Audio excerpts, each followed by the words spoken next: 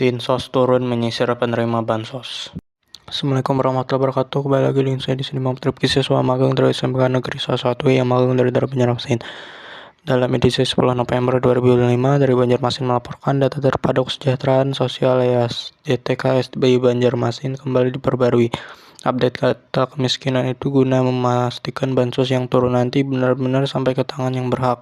Kepala Dinas Sosial Banjarmasin Nuryadi mengatakan selain verifikasi penerima manfaat, pihaknya juga melakukan evaluasi tahunan. Setiap tahun kami evaluasi data penerima manfaat sesuai arahan pemerintah pusat. Verifikasi data dilakukan setiap 3 bulan sekali agar data selalu mutakhir, ujar Nuryadi Ahad 9 November.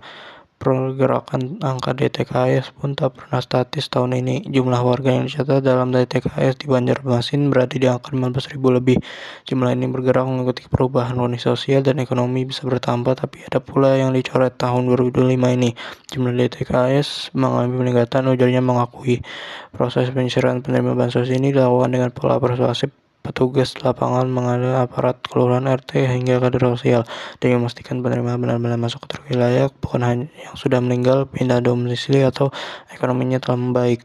Dinsos juga meminta masyarakat berperan aktif bila ada warga yang sudah tidak pantas menerima bansos tapi masih tercatat dan menikmati bansos jatinya bisa dilaporkan. Data sosial itu bisa hidup dan bisa berubah sewaktu-waktu. Karena itu, keterlibatan masyarakat sangat penting untuk menjaga keakuratan serta menjamin keadilan dalam penyaluran bansos.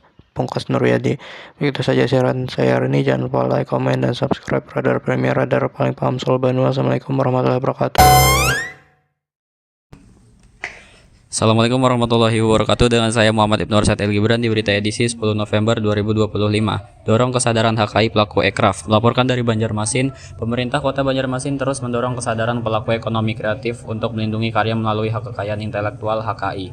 Langkah ini diwujudkan lewat kegiatan pendampingan dan pendaftaran HKI bagi pelaku ekonomi kreatif yang digelar Dinas Kebudayaan, Kepemudaan Olahraga dan Pariwisata disebut Warapar di Hotel Rodita Banjarmasin Kamis tanggal 6 bulan Oktober kemarin.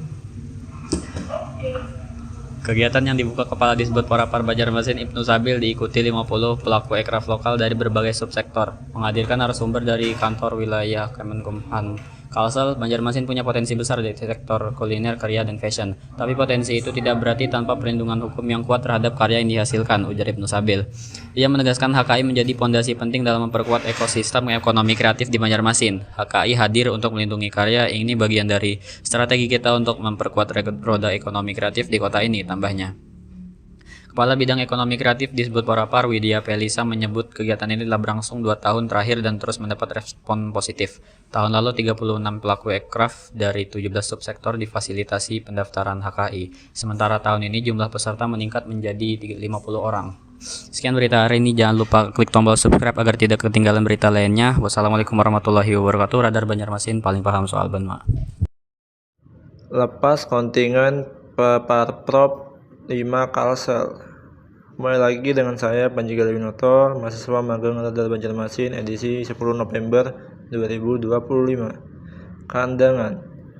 Pelaksana tugas atau PLT Kepala Dinas Pemuda Olahraga dan Pariwisata Disporapar Kabupaten Sungai Selatan, Epran melepas kontingen yang akan berlaga pada Pekan Paralimpik Provinsi 5 Kalimantan Selatan tahun 2025 di Kabupaten Tanah Laut di Pendopo Wakil Bupati ASS, Jumat 7 November.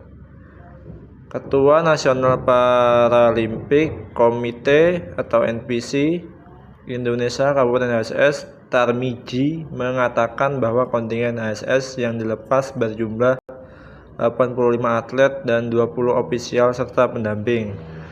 Kami berangkat dengan semangat tinggi untuk mengharumkan nama Hulu Sungai Selatan. Keterbatasan bukan alasan untuk berhenti berjuang, ujarnya. Sekian, terima kasih.